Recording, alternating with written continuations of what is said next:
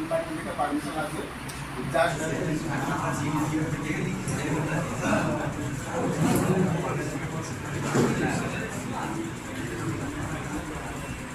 বেলায় আমার উদাহরণ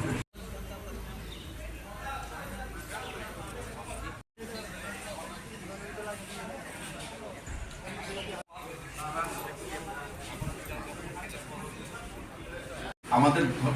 কাজটা একটু আলাদা, গুরুজির কাজটা একটু আলাদা, কিন্তু আমাদের লক্ষ্য আমাদের শক্তিশালী করা। স্বাভাবিকভাবেই আমাদের প্রত্যেকের দায়িত্ব এবং কর্তব্য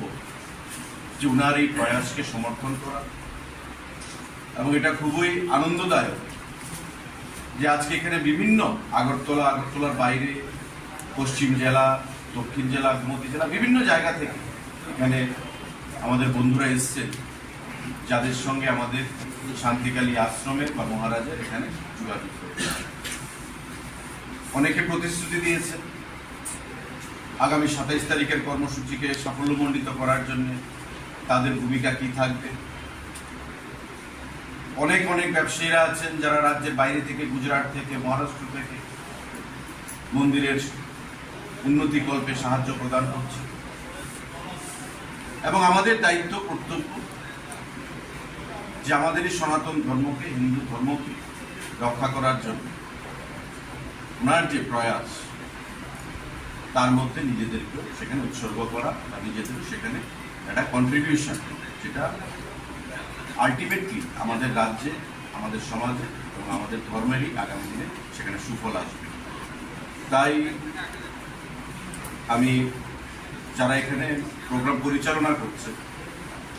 প্রোগ্রামটা আমাদের জানতে হবে যে প্রোগ্রামটা কি। এবং মাননীয় মন্ত্রী বিকাশ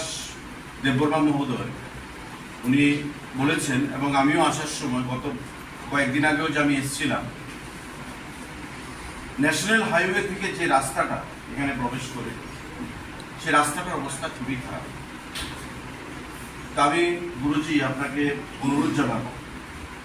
যে যেহেতু এটা মোহনপুর মহকুমা এবং এখানে একজন মন্ত্রীও আছেন আমাদের মাননীয় রতনলাল নাথ মহোদয়, ওনারও একটু সহযোগিতা নিলে আমার মনে হয় ভালো হবে। কারণ রাস্তা বা উনিও যদি, আমরা তো বলবোই, কারণ ইউপির মুখ্যমন্ত্রী, আসামের মুখ্যমন্ত্রী আসবেন এই রাস্তা দিয়ে, রাস্তাটার অবস্থা যদি ভালো না হয়, অন্তত এটা আমরা বুঝি সময়ের